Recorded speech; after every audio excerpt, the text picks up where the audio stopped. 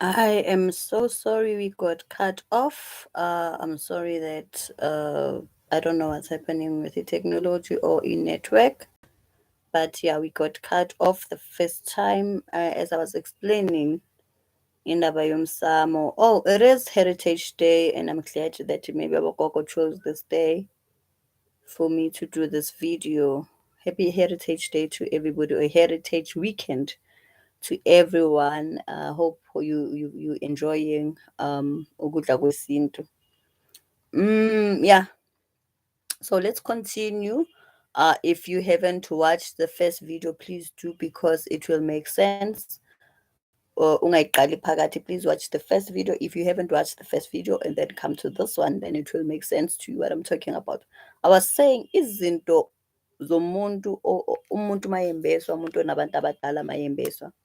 Lezo zinto lezo ziya emsamo wakhe because zisetshenziswa wuye, bambethwe nguye labantu. So nezinto zabo azithathwa umuntu because then sisuke sinikezela ngamandla akho and abantu bazokulimaza ngalezo zinto. So akusiyo izinto ofika ezithathwa umuntu, izinto ezisetshenziswa emsamo wakho. Now we must try to avoid ukuthi zonke izinto esimbeswa ngazo, especially uthole sezithathwa. You need to be careful of ezinye izinto guys because abantu balimele emshadweni nje, balimazwe izinto ezafike zathathwa makumbeswa, makwabiwa, kwalahleka izinto, usale solimala wena emshadweni wakho, umshado ungasaqhubeki ngendlela okuqhubeka efanele ngabe uqhubeka ngayo. Yeah. So abantu bayalimala kakhulu lapho kulezo zinto. So with this one, I want you to listen attentively to me. I want you to understand me. Ningayenzi into ezironi bese nithi uthabile wathi. Ukukhunga angithi, so I'm not going to emphasize a lot on the videos that I've done already, like ukukhunga nokulotsholwa komuntu ogifted. I'm not going to emphasize on that because already the videos are there. Ukukhunga, we know it's mjolo stage, I get it. So it's where it's a relationship starting. So niyakhungana, so there's no conflict between labantu enibambethe nobabili or labantu abambethwe yiloyi one. So that's when you do ukukhunga and nizama nje ukuthi nibakhame down because abantu abadala abalindiswa ukuthi hayi namanje ngisemjolweni ningavuki, bavuka noma kunini lapha abathanda khona. So we need to ukuthi sibayenzele izinto so that they understand ispace osukuso manje. That so ukukhunga-ke, you go and do it lapho eni-choose khona ukuthi nokwenza nikwenzeke. That's a relationship stage. Bese kuba ukulobola. Even with this one, I did do a video about this, where kuney'nkomo ey'fike y'phume zikhishwe namalobolo kulo muntu othathwayo. Especially if lo muntu lo othathwayo enabantu abadala, bayalotsholwa nabo, kwabona bayalotsholwa. Okay. Bese kufika isigaba somshado. This is, I think the video is basically for those parts. But as I said, angizukungena kuyo kakhulu. I believe that siphiwe sibaningi and izinto ziza ngokuhlukana kwethu, ziza ngokuhlukahlukana. So yeah, but I just wanted, because we don't talk about these things and people end up, we only talk about the relationship stages and ukuthi umuntu uyamphiwa, umuntu bayakulethela yena, but we don't talk about what needs to be done for this relationship to be sustained, for this marriage to be sustained. You are lucky if you've got a mentor who knows what she's doing, or because then you are going to, like, uzoyenza izinto right. So with umgcaco manje sesikhuluma ngelanga lomgcaco noma ngelanga lomshado. As I'm not going to talk about the white wedding, the white wedding, as you say it, or the religious wedding that we do, but I'm going to talk about the two that are very essential in terms of, I think, us as Africans. The traditional things that are done, the traditional ceremonies that are done, the traditional ceremonies that you guys avoid to do and then manihlola kuvele wona njalo nje ukumbesa nokwaba ne ukwaba nokumbesa izibizo masikhuluma ngezibizo. Oh, so yeah. uh Now umuntu wesifazane uyambeswa angithi umuntu wesifazane kuyambeswa kubo makumbeswa bayambeswa abakulelo khaya angithi bayambeswa kuze kumbeswe yena. I think igcinwa ngaye, yes, or qalwa ngaye, in some cases baqala ngaye. Into ofanele kuyazi ukuthi maye sambeswa yena umbeswa kabili, okay? Kufike kumbeswe yena as me as uThabile bese kumbeswa mina as ungowekhethelo. Makumbeswa mina as ungowekhethelo kumbeswa amakhaya amabili. So the two families that I come from, the paternal and the maternal. So the first one is me, kumbeswa mina as umakoti oza kule khaya. The second one is the two families that the two ancestors or the two ancestral families that are joined in me that are now my spirit guides. Kumbeswa bona because umuntu angithi when we talk about umuntu who is gifted or umuntu who is called, the gifts that they are using either come from the paternal or the maternal or they come from both.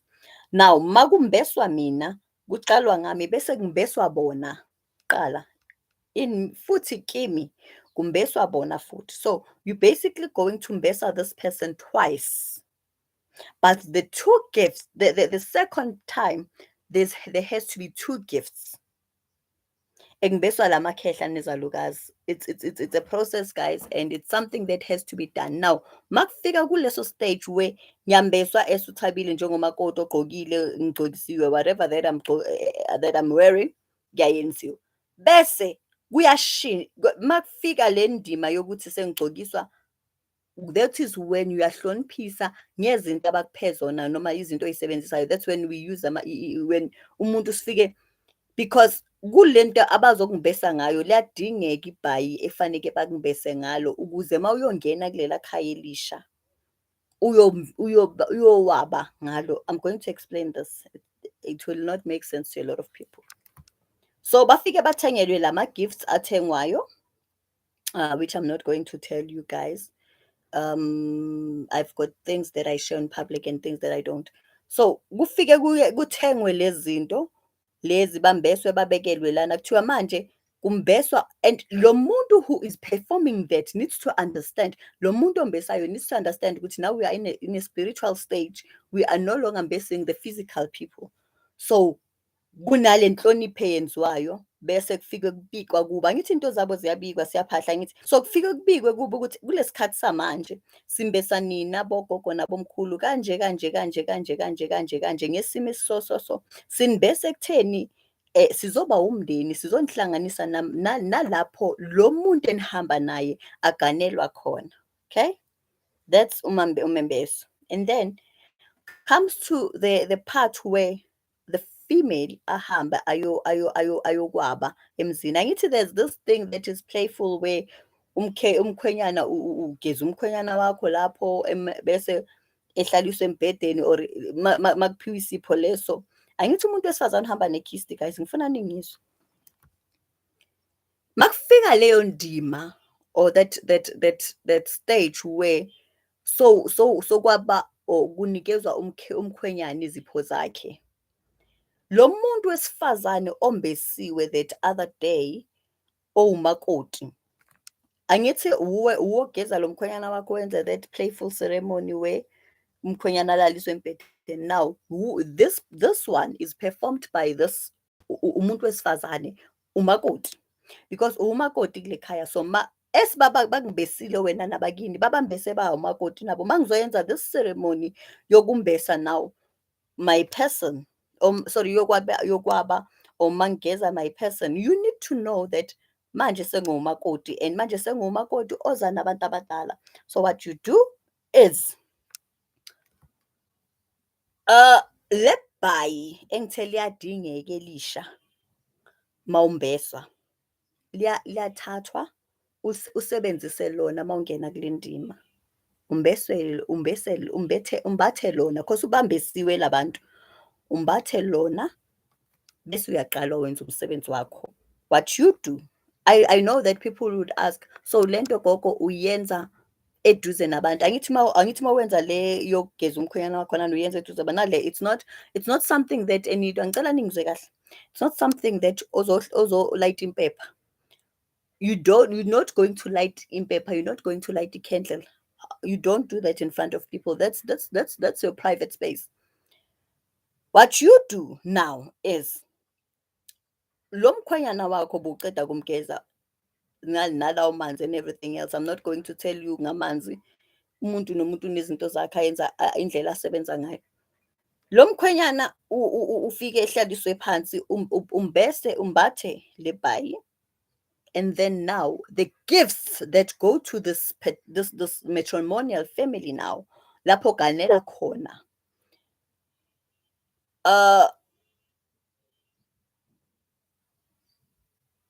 those gifts mase kwaba angithi before you had assigned people ababayo, but mase kwaba leyo ndima yabantu abadala ngoba uwogana umakoti kwaba kwenziwa uwe lokhu ufike ahlaliswe phansi ubaba sekhaya bese angithi mina now I'm talking about people who are both people who are gifted. If there's one which is a female that's gifted, then you do that one phela. But if this one now nalo aganelwa kuye gifted, we need to perform this. But sorry, it's something that I'll explain to or I explain to my clients mangbasis. So law excuse me, law now uyaguqa and then umbese angithi le bhayi lakho selibekiwe kuye emahlombe because abantu abadala bala guys uyahloniphisa ngithi. And then lezipho angithi ngithe mina kuphuma to the other side. So nala kumbe ufike wabela umkhwenyana wakho whatever le azowabela yona azonikezwa yona abakabomakoti. Bese that's the first part. Again with him kumbeswa kukwabelwa labantu ke manje abantu abadala abahlezi kuye abambethe yena. So kufike kwenziwe kanje, kufike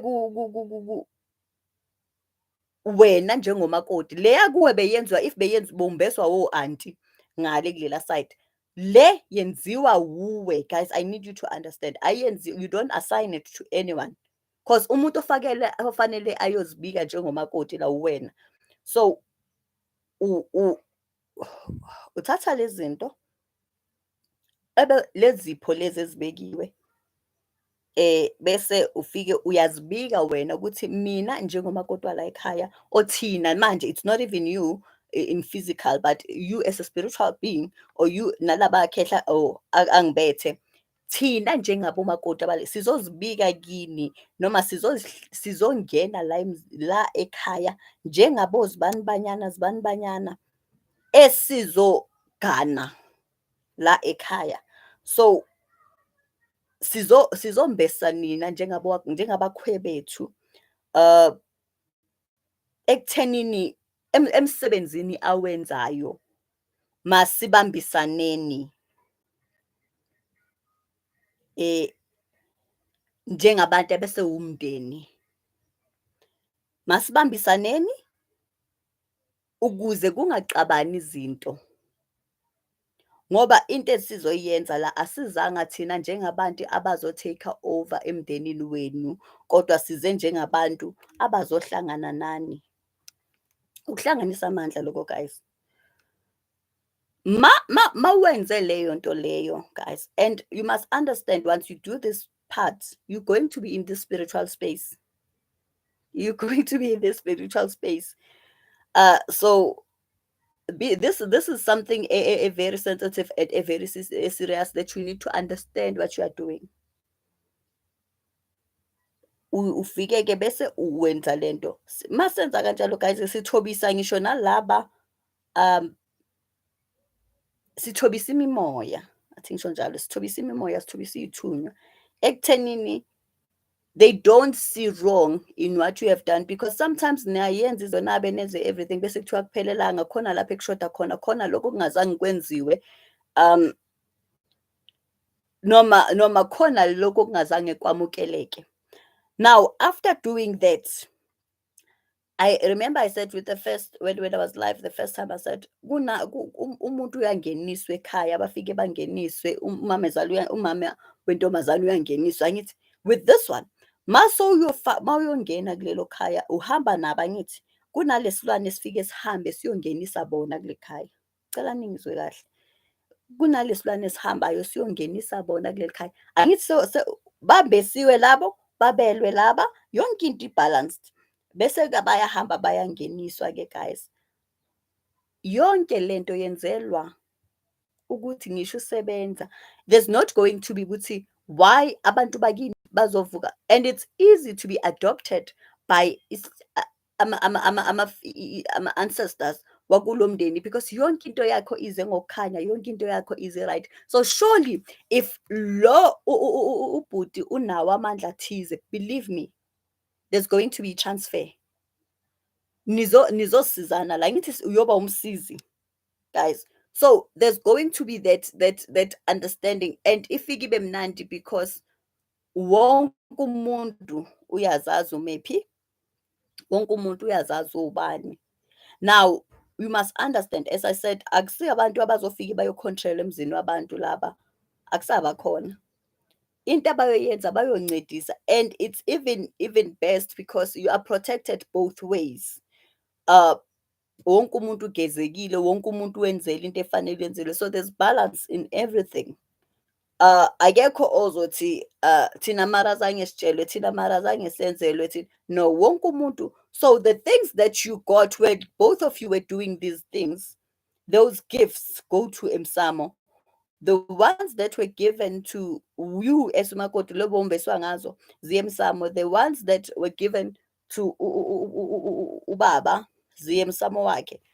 So you understand, lezi zinto zihlale zila, because now this kuhlanganiswe wonke umuntu ngendlela right. I don't know if it makes sense, and I'm not expecting that it makes sense to a lot of people, but that will help you in a long run to understand ukuthi okay, so yonke into ibalance. So akuze kuvele into zokuthi hey ubani akambesiwe anzange balotshola abantu abadala or azange bashada abantu abadala. You will not find yourself in those problems, because konke kwenziwe ngendlela e-right. I hope that I've broken it down for you gently, and you understand it in detail. Into le ekufanele ukuthi sikwazi ukuyenza guys, it's not something, mamelana, angisho ukuthi mina sekufanele laphayana kuyaphahla, angazi noma ningizwile yini ngoba undaba zokuphahla, it's not something. This is, angithi kwenziwa umshado at that moment where kwenziwa lezi zinto, kuyi-part of umshado angithi, and thina we say faneke nibashadise. That's how bashadisa. Akuzukwenziwa any other way ukuthi kwenziwa i-private ceremony. Kwenziwa yonke into ngalesikhathi, yonke into yenziwa ngalesikhathi kuwumcimbi, kwenziwe yonke into ekhaya, kubikiwe, kwenziwa kuwumshado wabo nawo, umgcaco wabo nawo. As much as nawe that day ugaca, you must also understand ukuthi nabo same thing. So because abantu esihamba nabo labo, ithunya esihamba nazo, abantu esihamba nabo njalo. So akusukuthi yonke into yenza, angithi masihamba sogeza emanzini sihamba nabo, siyakwazi ukugeza emanzini sihamba nabo, nokushada-ke siyakwazi ukushada sishadise nabo futhi same time. Yonke into ibe right, you will have peace in your life.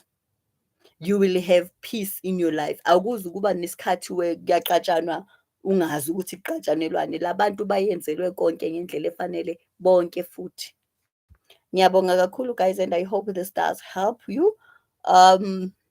I will open questions when we do the Q&A sessions. I will do a day and go back to this topic so that you may be able to ask questions. Nisizeke futhi kakhulu, because what we want now, I think we need to break down this thing of saying spiritually gifted people fanele bahlale abathathwa umuntu abakanwa. If we can fix things, believe me, if we know the ways of doing things, abantu bazokwazi ukuhlala emshadweni, abantu bazokwazi ukuhlala ema-relationshipsini because you as a person, as much as ubuthunyiwe ukuthi uzowenza izinto zabantu abadala, as much as uthunyiwe and you were obedient to that, I don't think they would not bless you ngumshado. I don't think they would not bless you ngomuntu. So those are the things ezincane that we need to fix so that people can have relationships. Let us break this chain of saying abantu nobody deserves to be lonely. I'm not sure if mina, but nobody deserves to be lonely. So if singayenza izinto ngendlela right, guys, if singakwazi ukufundisana ukwenza izinto ngendlela right, guys, all of us will be fine. Ngiyabonga kakhulu, and I do hope that you've learned from this video. See you when I see you with the Q&A sessions. Bye bye.